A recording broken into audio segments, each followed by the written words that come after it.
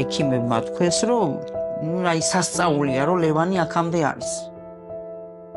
უფლის სასწაული. კურიერია ლევანი. მიქონდა შეკვეთა და ამ მუშაობის დროს, გზაზე გადასვლის დროს მანქანამ დაარტყა. ხო და დაზიანდა. თვალი დამიხუჭა, რაუნები ხან არის, რომ ხუჭავს თვალს. დედი, ლევანი. აბა, დედის.